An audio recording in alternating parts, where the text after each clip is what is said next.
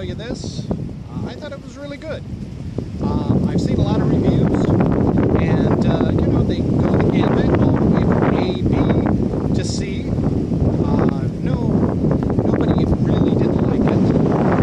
You know, C is a passing grade, and you know, that's kind of my grading scale as well. You know, remember our grading scale? Shaka, thumbs up, it's good to see. Shaka, thumbs down, you know, don't go ahead and see it. And I would say for Star Wars Rogue One, definitely Shaka, thumbs up. It was a really good movie. You know, a little more unexpected than I had expected or thought with this movie. You know, looking at the original, you know, teaser trailers, you know, Jen Ursa seemed like just maybe another Rey, and she turned out to really not be that way, and I was really happy about that. All the characters had their shining moments, but of course, two of them really stuck out, that being KS-04, you know, the robot by Alan Tudyk, and of course, Donnie Yen, you know, playing, you know, kind of the Quintox Jedi martial arts monk. He's kind of a Jedi monk, not a true Jedi, but a follower of the Force. You know, as we see the last fading vestiges of the Jedi, what remains from them of the prequels, just the faithful followers of the Force, and they go ahead and they get kind of taken out. So thus we have, you know, the starting of New Hope, where there has to begin a new hope, because all hope in this movie is essentially lost. Not all hope, but you know, we were kind of sold this movie as a you know, the first Star Wars war movie, and I think it lives up to that. I mean, there have been some complaints from some reviewers that, oh, this is a Disney film, it doesn't go as dark as maybe I'd like to see it. Well, you know, for me, this was fine. You know, you can take your kids to see this. It's a little bit more gritty, you know, with the filming aspects of it, but overall, very enjoyable. And I think they do get a good sense of, you know, where the rebellion stands at this point. The old alliance, now the rebellion. And you see that they're on basically their last legs. You know, the Death Star is operational, just come into being. Everybody's thinking about surrender. And, you know, suddenly they have this chance. And a few of them take it. Like I said, this was sold as kind of the war movie for Star Wars. I was thinking more like a Dirty Dozen kind of, you know, where people are selected to go on this suicide mission. And although it does, you know, there's no doubt that it is a suicide mission, people are not hand-chosen or selected for this mission. They just kind of happen to be at the right place at the right time, kind of the Force in action. And let me just say, like I said, the robot KS-04 was a really big standout. He had a lot of the most funniest lines, but also Donnie Yen had some good funny lines as well. You know, I personally don't mind it, but he seemed very much like Kane from Kung Fu. It seemed almost as if Donnie Yen was doing his impression of David Carradine in Kung Fu, you know, because he seemed to be the wise, calm one that, you know, would make things happen, but also believe that things were happening a certain way. You know, very Zen-like,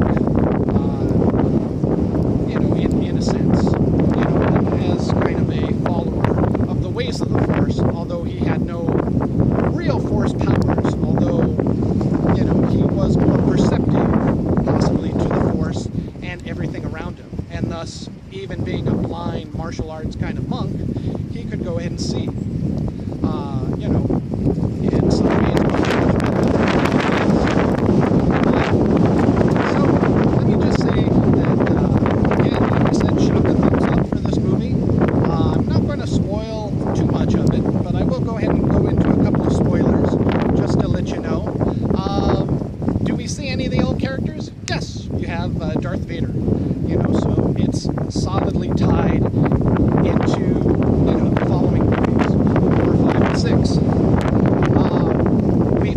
to see a surprise shot of Carrie Fisher, which of course, that's way at the end, where it should be, because as soon as it ends, number 4, starts up. So as soon as you get done with this movie, go home, click on your DVD of Star Wars New Hope, and voila, you're all set. So I think it fits perfectly right into all of the other movies. Definitely better than the prequels.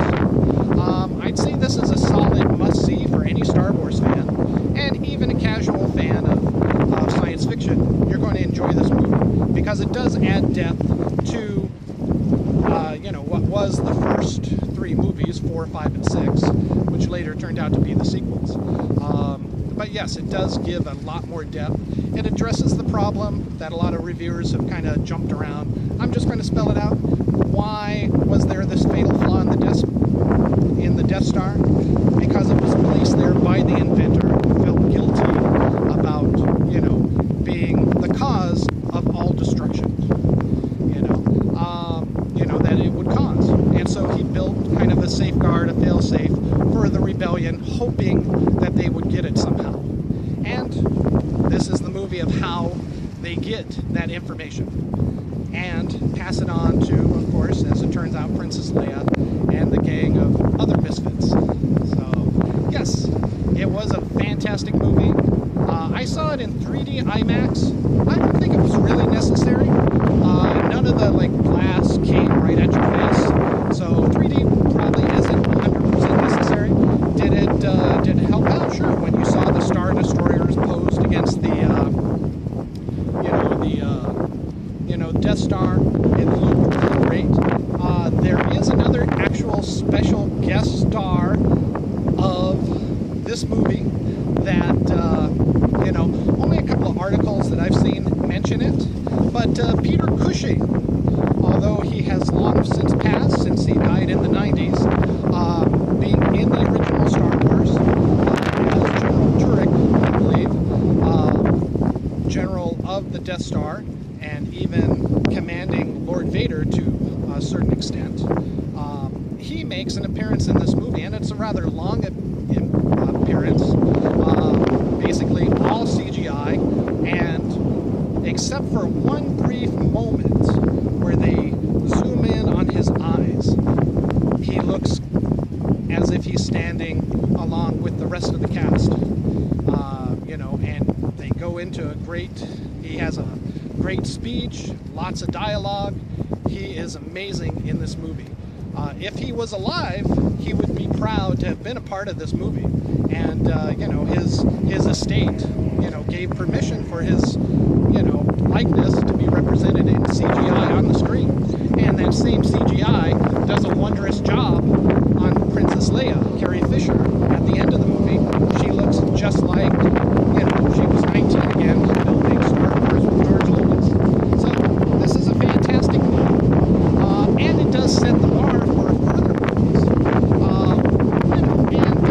The article that I was looking at kind of did mention that, talking about, now that we have perfected the CGI, at least in the United States, to such an extreme level, when will we start phasing out actors? We've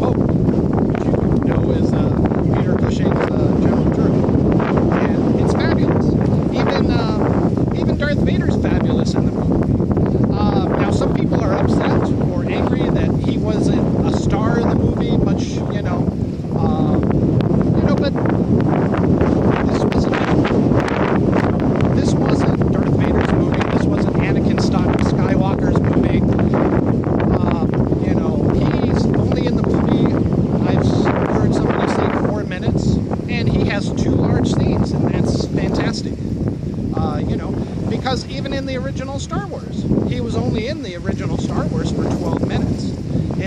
It's really not his story, you know, until Empire and then Return of the Jedi. And then, of course, he had all the prequels to become Darth Vader, and you really get into the mind of Darth Vader if you can understand the prequels. Shock a thumbs down to the prequels, but shock a thumbs up definitely for Rogue One. This was a fantastic film. I enjoyed it. I loved it. Every reviewer that I've, you know, watched has enjoyed it. May not have loved it, but they did enjoy it. I mean, the worst grade I've seen was a C, but that's still passing, you know, and then it goes B and A, you know. Could they have trimmed out a little bit, or maybe spent some more time on certain characters? Sure, you know.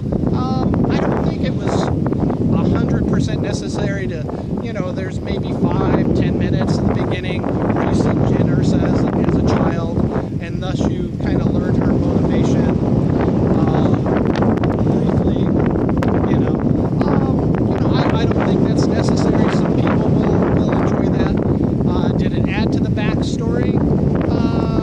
You know, a whole bunch? No. But, you know, it was shot very cinematically. The scenery was fantastic. The wind's going to blow out. All right, but again, not 100% necessary. So they could have trimmed a little bit from that, put a little bit more on the end. But what they did in the end, you know, you see the fighting on the beach between the rebel forces and the Imperial, and it's amazing.